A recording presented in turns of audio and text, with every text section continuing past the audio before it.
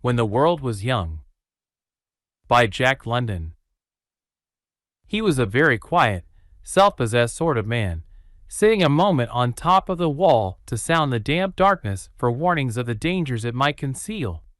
But the plummet of his hearing brought nothing to him save the moaning of wind through invisible trees, and the rustling of leaves on swaying branches. A heavy fog drifted and drove before the wind, and though he could not see this fog, the wet of it blew upon his face, and the wall on which he sat was wet. Without noise, he had climbed to the top of the wall from the outside, and without noise, he dropped to the ground on the inside. From his pocket, he drew an electric nightstick, but he did not use it.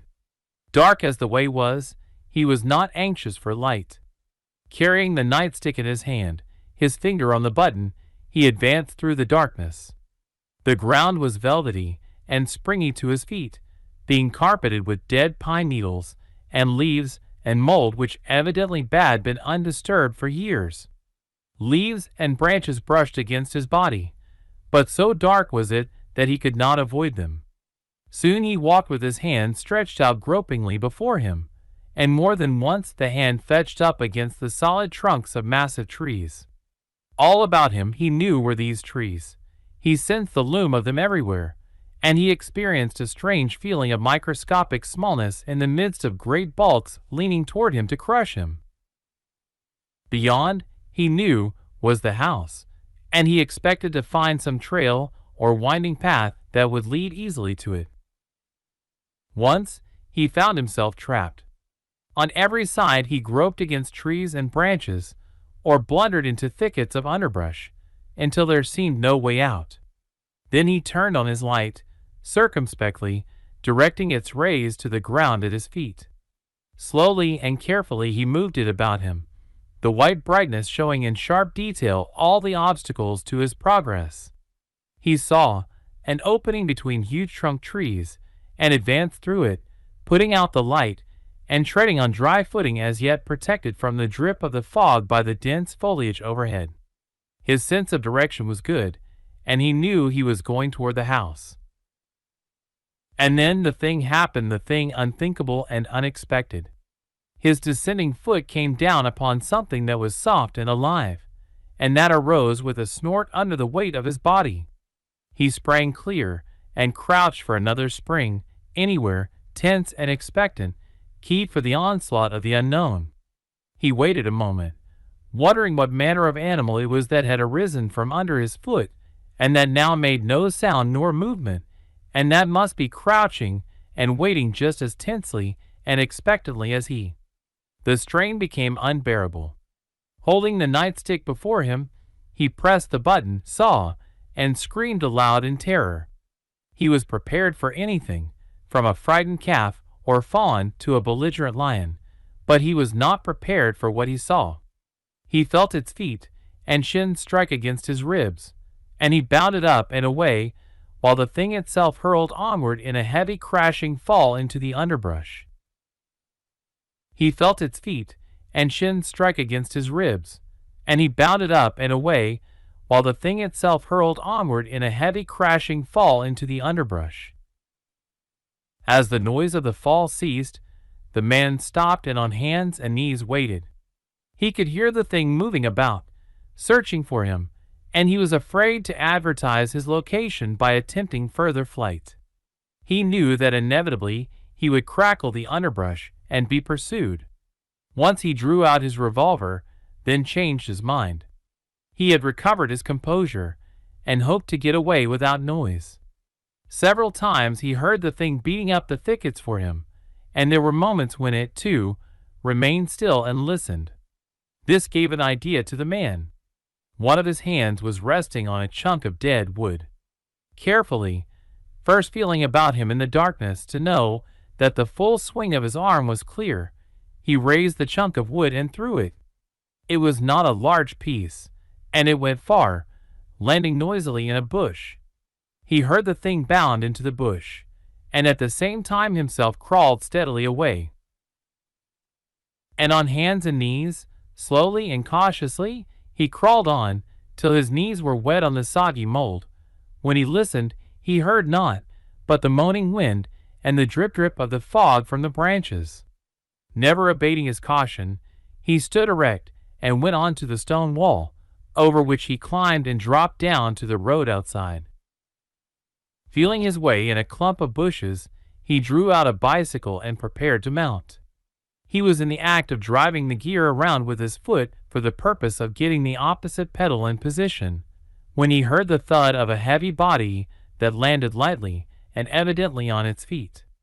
He did not wait for more, but ran, with hands on the handles of his bicycle, until he was able to vault astride the saddle, catch the pedals, and start a spurt. Behind, he could hear the quick thud-thud of feet on the dust of the road, but he drew away from it and lost it. Unfortunately, he had started away from the direction of town and was heading higher up into the hills. He knew that on this particular road there were no crossroads. The only way back was past that terror, and he could not steel himself to face it. At the end of half an hour, finding himself on an ever-increasing grade, he dismounted. For still greater safety, leaving the wheel by the roadside, he climbed through a fence into what he decided was a hillside pasture, spread a newspaper on the ground, and sat down. "Gosh!" he said aloud, mopping the sweat and fog from his face. And, "Gosh!"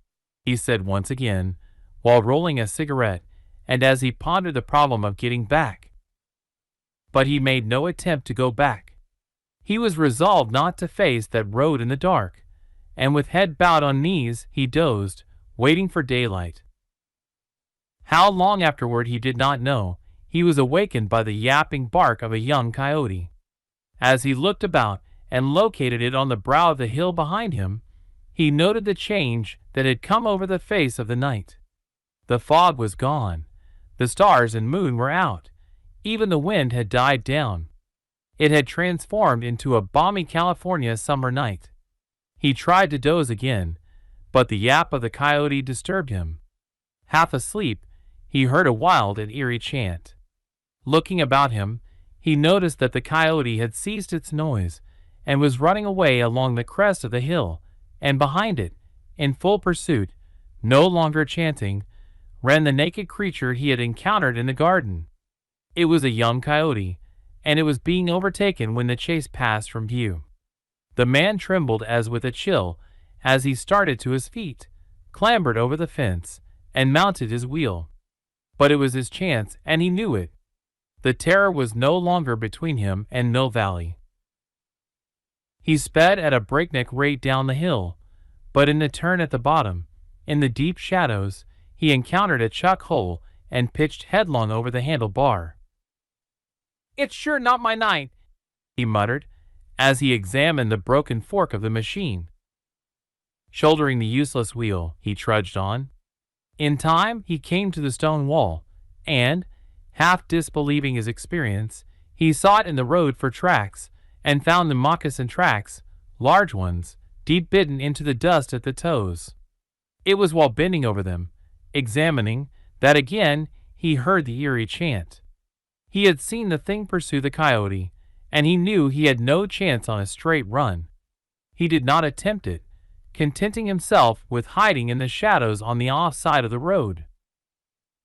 And again he saw the thing that was like a naked man, running swiftly and lightly and singing as it ran. Opposite him it paused, and his heart stood still. But instead of coming toward his hiding place, it leaped into the air, caught the branch of a roadside tree, and swung swiftly upward, from limb to limb like an ape. It swung across the wall, and a dozen feet above the top, into the branches of another tree, and dropped out of sight to the ground. The man waited a few wondering minutes, then started on. 2. Dave Slaughter leaned belligerently against the desk that barred the way to the private office of James Ward, senior partner of the firm of Ward, Knowles and Company. Dave was angry. Everyone in the outer office had looked him over suspiciously, and the man who faced him was excessively suspicious. "You just tell Mr. Ward it's important," he urged. "I tell you he is dictating and cannot be disturbed. was the answer. Come tomorrow. Tomorrow will be too late. You just trot along and tell Mr. Ward it's a matter of life and death. The secretary hesitated, and Dave seized the advantage.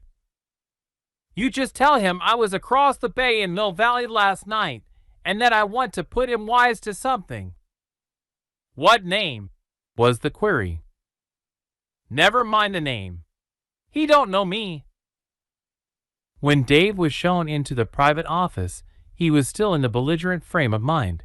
But when he saw a large fair man whirl in a revolving chair from dictating to a stenographer to face him, Dave's demeanor abruptly changed. He did not know why it changed, and he was secretly angry with himself. You are Mr. Ward? Dave asked with a fatuousness that still further irritated him. He had never intended it at all. Yes, came the answer. And who are you?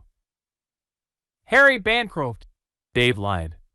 You don't know me, and my name don't matter. You sent in word that you were in Mill Valley last night?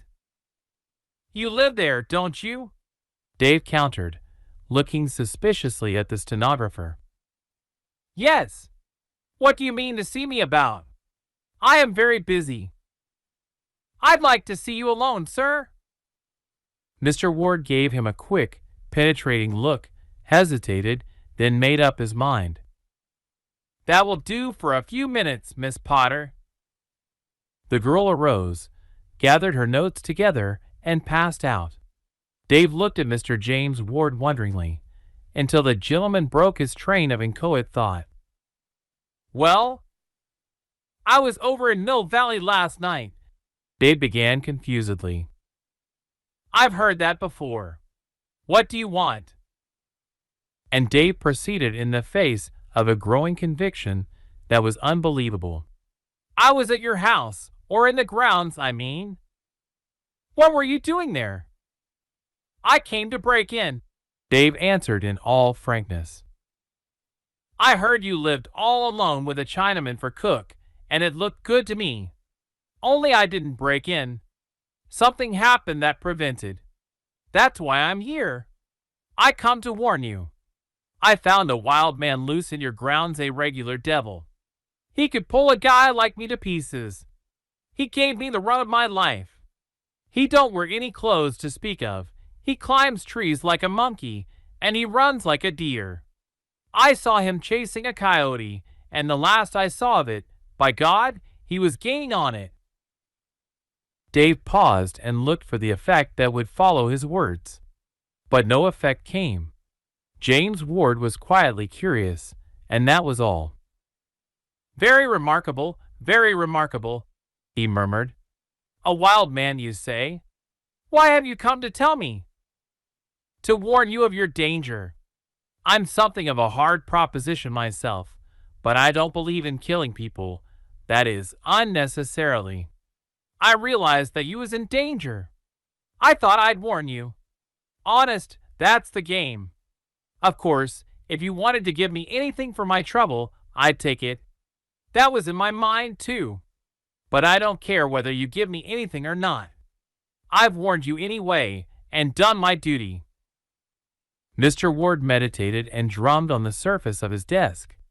Dave noticed they were large, powerful hands, withal well cared for despite their dark sunburn. Also, he noted what had already caught his eye before, a tiny strip of flesh-colored court plaster on the forehead over one eye. And still the thought that forced itself into his mind was unbelievable. Mr. Ward took a wallet from his inside coat pocket, drew out a greenback, and passed it to Dave, who noted as he pocketed it that it was for $20.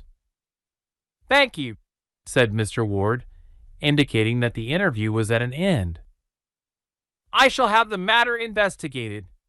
A wild man running loose is dangerous. But so quiet a man was Mr. Ward that Dave's courage returned. Besides, a new theory had suggested itself. The wild man was evidently Mr. Ward's brother, a lunatic privately confined. Dave had heard of such things. Perhaps Mr. Ward wanted it kept quiet. That was why he had given him the $20. Say, Dave began, now I come to think of it, that wild man looked a lot like you. That was as far as Dave got, for at that moment he witnessed a transformation and found himself gazing into the same unspeakably ferocious blue eyes of the night before, at the same clutching talon-like hands, and at the same formidable bulk in the act of springing upon him. But this time Dave had no nightstick to throw, and he was caught by the biceps of both arms in a grip so terrific that it made him groan with pain. He saw the large white teeth exposed, for all the world as a dog's about to bite. Mr. Ward's beard brushed his face as the teeth went in for the grip on his throat. But the bite was not given. Instead, Dave felt the other's body stiffen as with an iron restraint, and then he was flung aside, without effort but with such force that only the wall stopped his momentum and dropped him gasping to the floor. "What do you mean by coming here and trying to blackmail me?" Mr. Ward was snarling at him. "Here, give me back that money." Dave passed the bill back without a word. "I thought you came here with good intentions. I know you now. Let me see and hear no more of you, or I'll put you in prison where you belong. Do you understand?" "Yes, sir," Dave gasped. "Then go." And Dave went, without further word, both his biceps aching intolerably from the bruise of that tremendous grip. As his hand rested on the doorknob, he was stopped. "You were lucky," Mr. Ward was saying, and Dave noted that his face and eyes were cruel and gloating and proud. "You were lucky. Had I wanted, I could have torn your muscles out of your arms and thrown them in the waste basket there." "Yes, sir," said Dave, and absolute conviction vibrated in his voice. He opened the door and passed out. The secretary looked at him interrogatively. "Gosh!" was all Dave vouchsafed, and with this utterance passed out of the offices and the story. 3. James G. Ward was 40 years of age, a successful businessman, and very unhappy.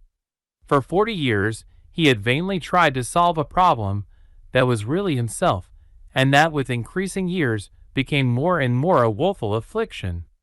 In himself he was two men, and, chronologically speaking, these men were several thousand years or so apart. He had studied the question of dual personality probably more profoundly than any half-dozen of the leading specialists in that intricate and mysterious psychological field. In himself, he was a different case from any that had been recorded. Even the most fanciful flights of the fiction writers had not quite hit upon him. He was not a Dr. Jekyll and Mr. Hyde, nor was he like the unfortunate young man in Kipling's greatest story in the world. His two personalities were so mixed that they were practically aware of themselves and of each other all the time. His other self he had located as a savage and a barbarian living under the primitive conditions of several thousand years before. But which self was he, and which was the other, he could never tell. For he was both selves, and both selves all the time.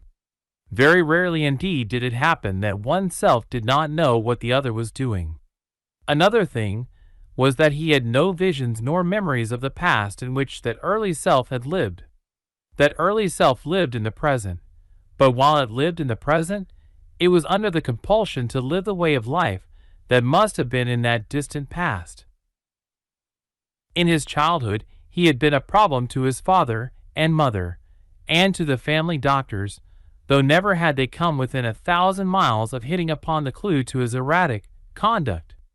Thus, they could not understand his excessive somnolence in the forenoon, nor his excessive activity at night.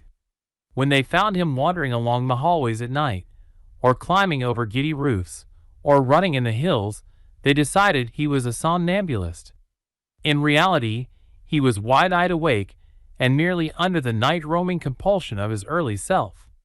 Questioned by an obtuse medico, he once told the truth and suffered the ignominy of having the revelation contemptuously labeled and dismissed as dreams. The point was that as twilight and evening came on he became wakeful. The four walls of a room were an irk and a restraint.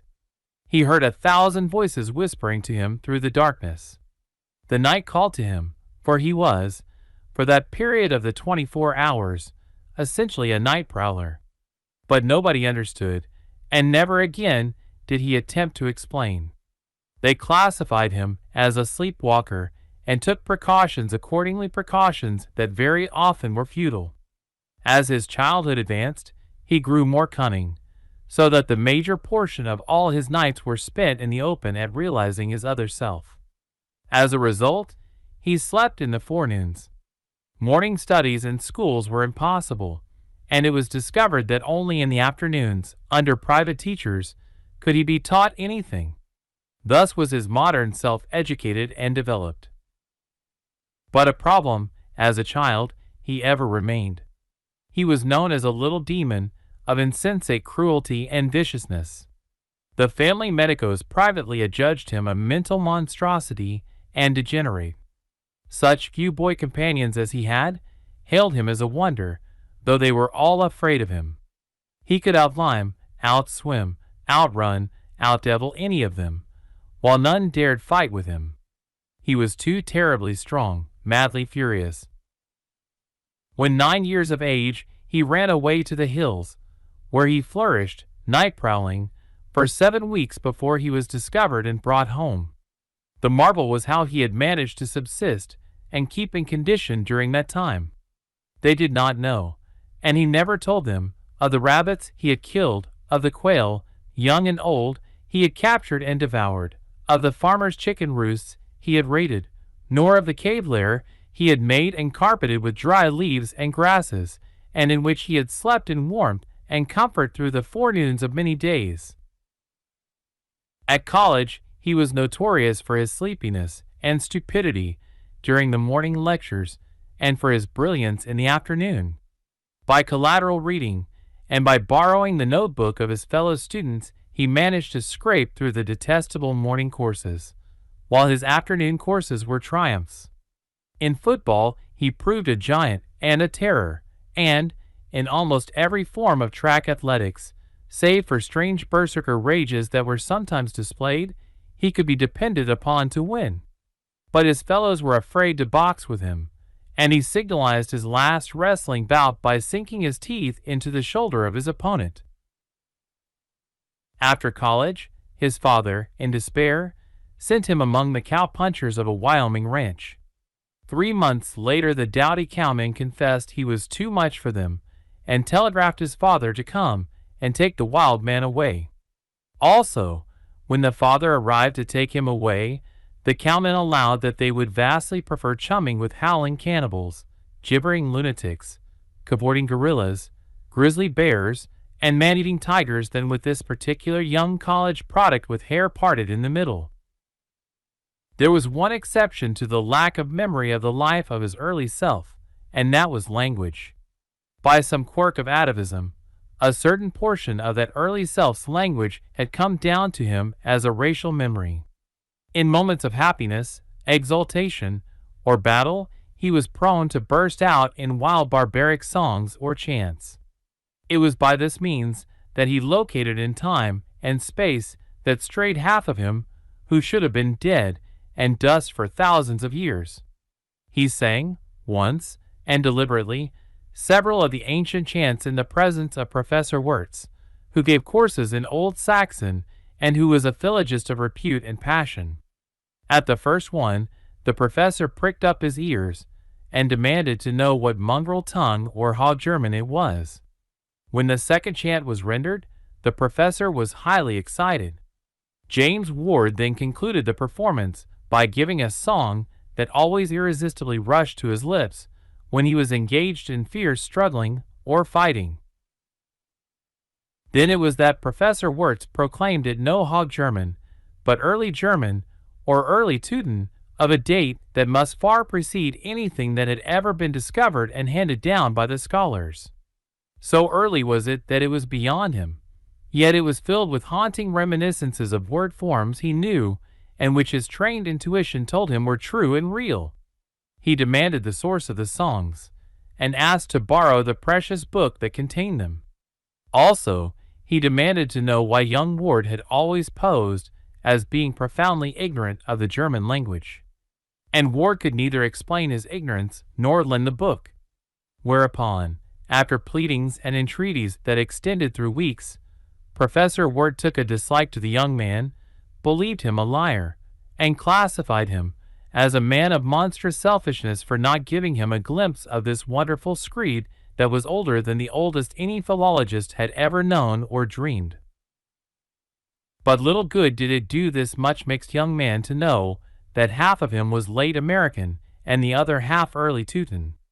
Nevertheless, the late American in him was no weakling, and he, if he were a he and had a shred of existence outside of these two, compelled an adjustment or compromise between his one self that was a night-prowling savage that kept his other self sleepy of mornings, and that other self that was cultured and refined and that wanted to be normal and live and love and prosecute business like other people. The afternoons and early evenings he gave to the one, the nights to the other. The forenoons and parts of the nights were devoted to sleep for the twain. But in the mornings he slept in bed like a civilized man. In the night time he slept like a wild animal, as he had slept Dave Slaughter stepped on him in the woods. Persuading his father to advance the capital, he went into business, and keen and successful business he made of it, devoting his afternoons whole-souled to it, while his partner devoted the mornings. The early evenings he spent socially, but, as the hour grew to 9 or 10, an irresistible restlessness overcame him, and he disappeared from the haunts of men until the next afternoon. Friends and acquaintances thought that he spent much of his time in sport. And they were right, though they never would have dreamed of the nature of the sport, even if they had seen him running coyotes in night chases over the hills of Mill Valley. Neither were the schooner captains believed when they reported seeing, on cold winter mornings, a man swimming in the tide rips of Raccoon Straits or in the swift currents between Goat Island and Angel Island miles from shore. In the bungalow at Mill Valley he lived alone, save for Li Sing, the Chinese cook and factotum, who knew much about the strangeness of his master, who was paid well for saying nothing, and who never did say anything. After the satisfaction of his nights, a morning's sleep, and a breakfast of Li Sing's, James Ward crossed the bay to San Francisco on a midday ferryboat and went to the club and on to his office, as normal and conventional a man of business as could be found in the city. But as the evening lengthened, the night called to him. There came a quickening of all his perceptions and a restlessness. His hearing was suddenly acute. The myriad night noises told him a luring and familiar story, and, if alone, he would begin to pace up and down the narrow room like any caged animal from the wild. Once, he ventured to fall in love. He never permitted himself that diversion again. He was afraid. And for many a day the young lady, scared at least out of a portion of her young ladyhood, bore on her arms and shoulders and wrists divers black and blue bruises, tokens of caresses, which he had bestowed in all fond gentleness, but too late at night. There was the mistake. Had he ventured love-making in the afternoon, all would have been well, for it would have been as the quiet gentleman that he would have made love, but at night it was the uncouth, wife-stealing savage of the dark German forests. Out of his wisdom, he decided that afternoon love-making could be prosecuted successfully, but out of the same wisdom, he was convinced that marriage as would prove a ghastly failure. He found it appalling to imagine being married and encountering his wife after dark. So he had eschewed all love-making, regulated his dual life, cleaned up $1 million in business, fought shy of matchmaking mammas and bright-eyed and eager young ladies of various ages, met Lillian Gersdale, and made it a rigid observance never to see her later than 8 o'clock in the evening, run of nights after his coyotes, and slept in forest lairs, and through it all had kept his secret safe save Li Sing, and now Dave Slaughter. It was the latter's discovery of both his selves that frightened him. In spite of the counter-fright, he had given the burglar, the latter might talk. And even if he did not, sooner or later he would be found out by someone else. Thus it was that James Ward made a fresh and heroic effort to control the Teutonic barbarian that was half of him. So well did he make it a point to see Lillian in the afternoons, that the time came when she accepted him for better or worse, and when he prayed privily and fervently that it was not for worse. During this period no prize fighter ever trained more harshly and faithfully for a contest than he trained to subdue the wild savage in him. Among other things, he strove to exhaust himself during the day, so that sleep would render him deaf to the call of the night. He took a vacation from the office, and went on long hunting trips, following the deer through the most inaccessible and rugged country he could find, and always in the daytime. Night found him indoors and tired. At home he installed a score of exercise machines, and where other men might go through a particular movement 10 times, he went hundreds. Also, as a compromise, he built a sleeping porch on the 2nd story. Here he at least breathed the blessed night air. Double screens prevented him from escaping into the woods, and each night Li Sing locked him in, and each morning let him out. The time came, in the month of August, when he engaged additional servants to assist Li Sing, and dared a house party in his Mill Valley bungalow. Lillian, her mother and brother, and half a dozen mutual friends were the guests. For 2 days and nights all went well, and on the 3rd night, playing bridge till 11 o'clock, he had reason to be proud of himself. His restlessness fully hid, but as luck would have it, Lillian Gersdale was his opponent on his right. She was a frail, delicate flower of a woman, and in his night mood her very frailty incensed him. Not that he loved her less, but that he felt almost irresistibly impelled to reach out and paw and maul her. Especially was this true when she was engaged in playing a winning hand against him. He had one of the deerhounds brought in, and, when it seemed he must fly to pieces with the tension, a caressing hand laid on the animal brought him relief. These contacts with the hairy coat gave him instant easement and enabled him to play out the evening. Nor did anyone guess the while terrible struggle their host was making, the while he laughed so carelessly and played so keenly and deliberately. When they separated for the night, he saw to it that he parted from Lillian in the presence or the others.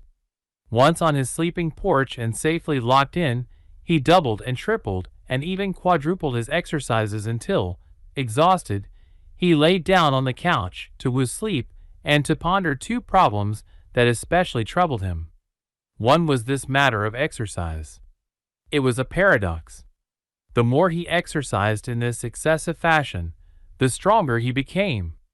While it was true that he thus quite tired out his night-running Teutonic self, it seemed that he was merely setting back the fatal day when his strength would be too much for him and overpower him, and then it would be a strength more terrible than he had yet known.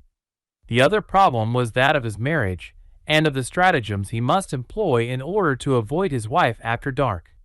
And thus, fruitlessly pondering, he fell asleep. Now, where the huge grizzly bear came from that night was long a mystery, while the people of the Springs Brothers Circus, showing at Sausalito, searched long and vainly for Big Ben, the biggest grizzly in captivity. But Big Ben escaped, and, out of the mazes of 1,000 bungalows and country estates, selected the grounds of James J. Ward for visitation. The self first Mr. Ward knew was when he found him on his feet, quivering and tense, a surge of battle in his breast, and on his lips the old war chant. From without came a wild baying and bellowing of the hounds, and sharp as a knife thrust through the pandemonium came the agony of a stricken dog. His dog, he knew. Not stopping for slippers, pajama-clad, he burst through the door Li Sing had so carefully locked, and sped down the stairs and out into the night. As his naked feet struck the gravel driveway, he stopped abruptly, reached under the steps to a hiding place he knew well, and pulled forth a huge knotty club, his old companion on many a mad night adventure on the hills.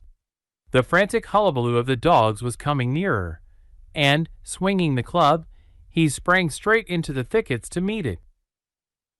The aroused household assembled on the wide veranda. Somebody turned on the electric lights, but they could see nothing but one another's frightened faces. Beyond the brightly illuminated driveway, the trees formed a wall of impenetrable blackness. Yet somewhere in that blackness a terrible struggle was going on. There was an infernal outcry of animals, a great snarling and growling, the sound of blows being struck, and a smashing and crashing of underbrush by heavy bodies. The tide of battle swept out from among the trees and upon the driveway just beneath the onlookers. Then they saw. Mrs. Gersdale cried out and clung fainting to her son. Lillian, clutching the railing so spasmodically that a bruising hurt was left in her finger ends for days, gazed horror-stricken at a yellow-haired, wild-eyed giant whom she recognized as the man who was to be her husband. He was swinging a great club and fighting furiously and calmly with a shaggy monster that was bigger than any bear she had ever seen. One rip of the beast's claws had dragged away Ward's pajama coat and streaked his flesh with blood. While most of Lillian Gersdale's fright was for the man beloved, there was a large portion of it due to the man himself. Never had she dreamed so formidable and magnificent a savage lurked under the starched shirt and conventional garb of her betrothed. And never had she had any conception of how a man battled. Such a battle was certainly not modern, nor was she there beholding a modern man, though she did not know it. For this was not Mr. James J.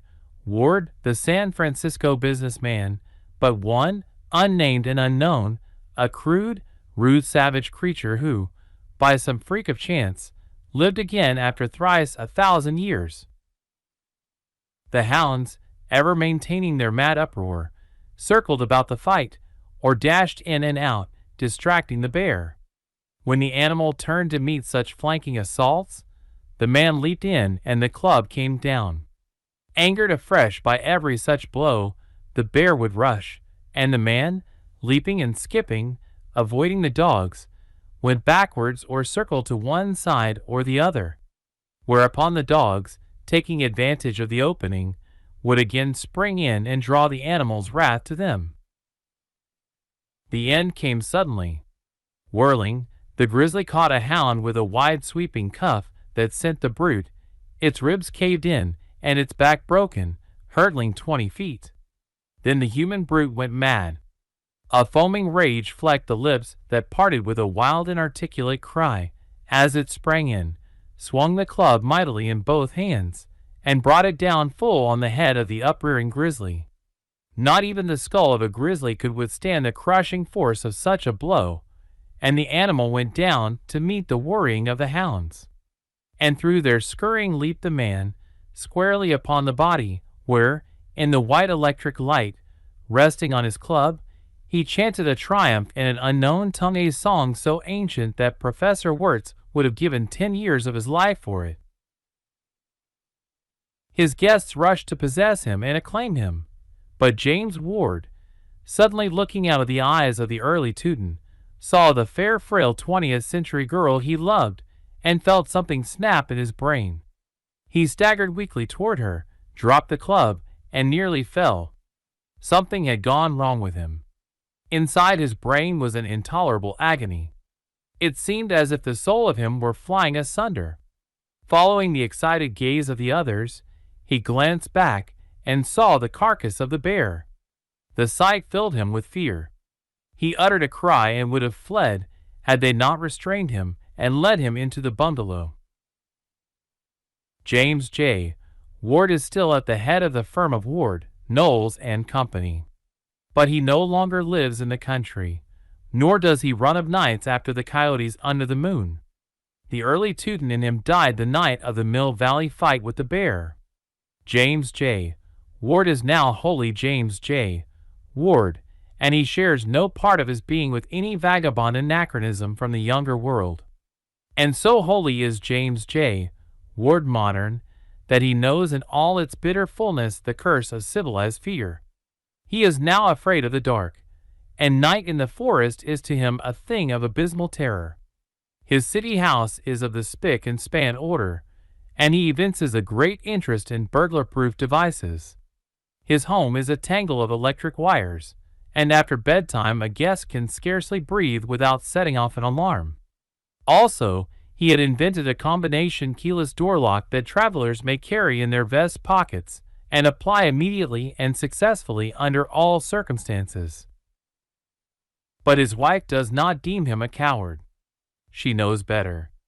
And like any hero, he is content to rest on his laurels. His bravery is never questioned by those friends who are aware of the Mill Valley episode.